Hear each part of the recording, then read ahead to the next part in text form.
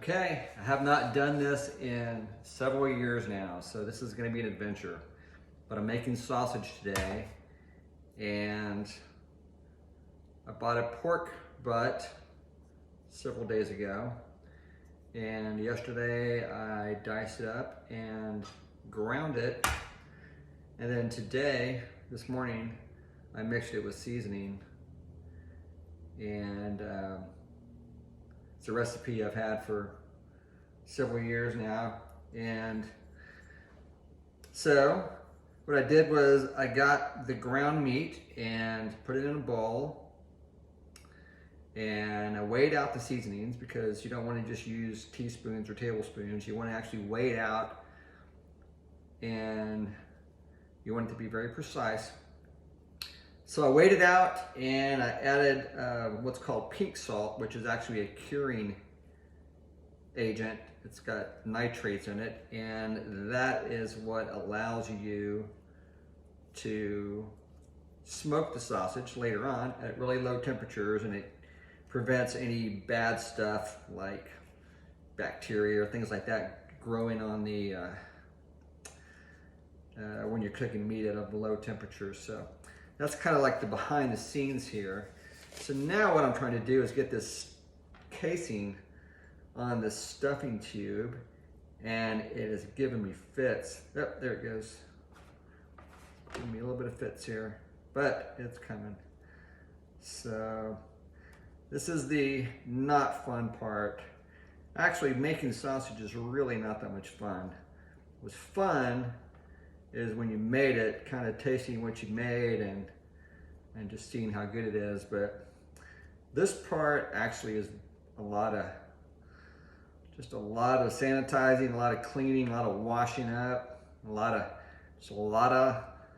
I don't know, a lot of work.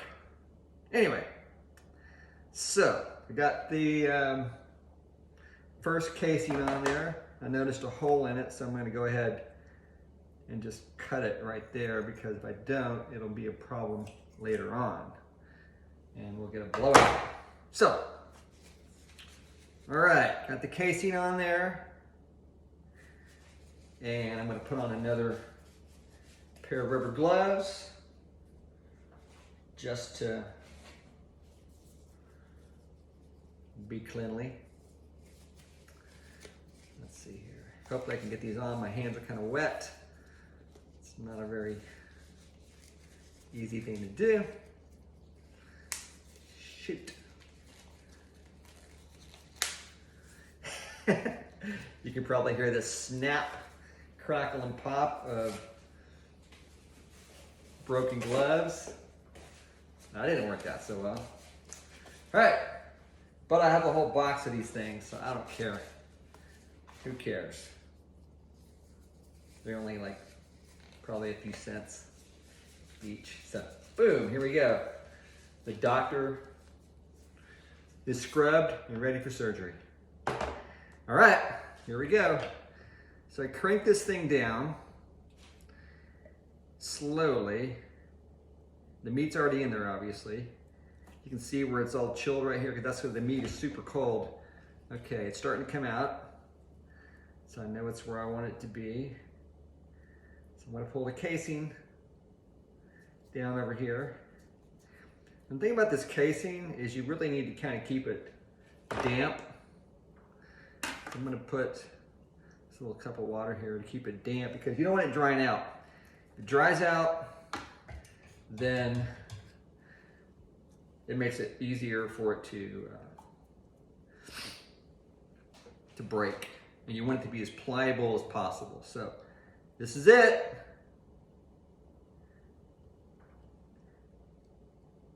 And you do it really slowly. If you do it too fast, what will happen, sometimes you'll get air pockets in there, and you'll have a blowout, which is a pain, because then you've got to stop everything. So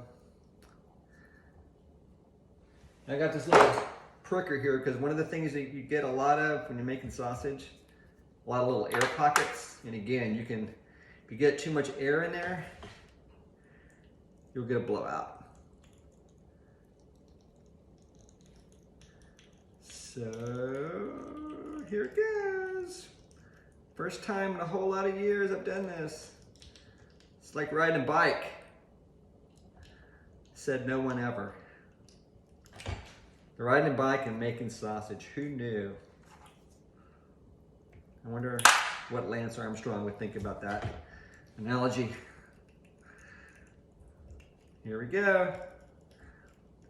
Oh, and I didn't mention this earlier, but this is just plain pork sausage.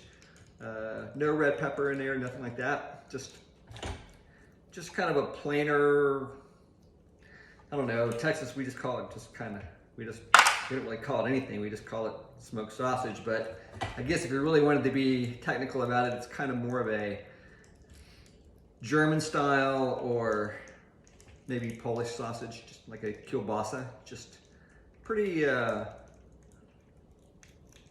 kind of plain vanilla, just in terms of not a lot of funky seasonings in there, you know. Salt, pepper, I used sea salt, black pepper, garlic, I used some smoked paprika, and then some powdered mustard. That kind of gives it some zip. It kind of gives it more of a German style, I think, slant. Because German sausage uses mustard seed in it. So I'm gonna back off for a second. I'm getting all these air pockets in here, and these are gonna be a pain in the butt if I don't take care of them now. So anyway, back to it. So, I mean, that's kind of what all's in there. Nothing super hot. So what I'm gonna do later on this week, I have my good buddy coming in town. We're going to put some steaks and some sausage on the grill. Anyway, so this will be part of it. So, that's what we have so far. One down. I don't know how many we have to go. I don't know. So, I'm gonna put that over there. And I don't usually make links out of it until the end. I just go ahead and just do one big continuous rope. This is the casing. In case you didn't know, you probably do know, but if you don't know, it's made out of hog intestines. Totally edible. There are some casings you can get that are not edible, but these are completely edible. And if you cook the stuff right, you get a nice little snap when you bite into it. But shouldn't be chewy or anything like that. It just should be yeah. Shouldn't even really know it's there, honestly. All right, so I'm loading up another casing on here because the other one ran out. You can get casings that are pretty darn long, actually.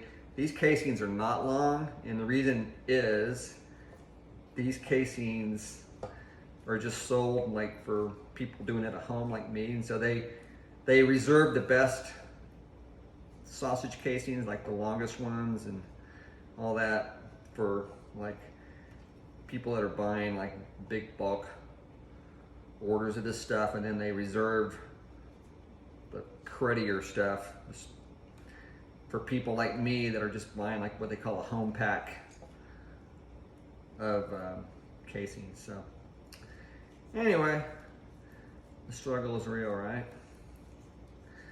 Alrighty, hold on. So we're gonna do one more of these. So I've got 5 of these casings soaked. These things come packed in salt, and you have to run them in water to kind of rehydrate them and wash all the salt off. The salt's what keeps them fresh.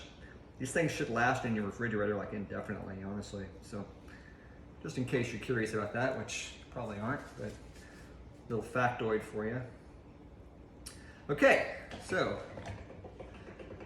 here we go. One more time, take it from the top.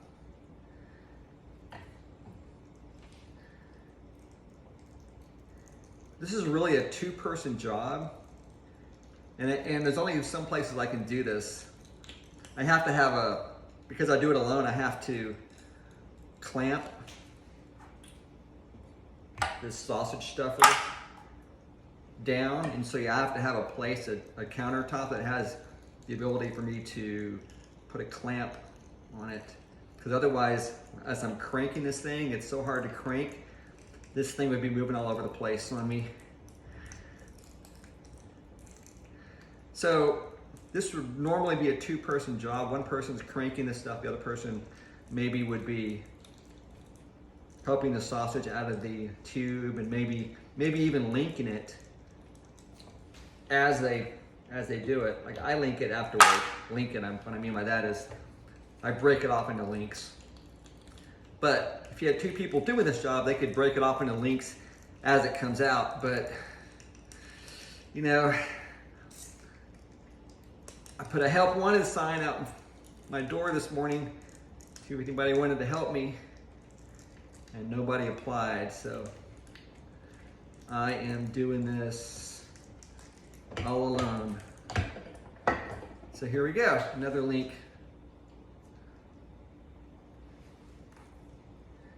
Here we go. Woo. Anyway.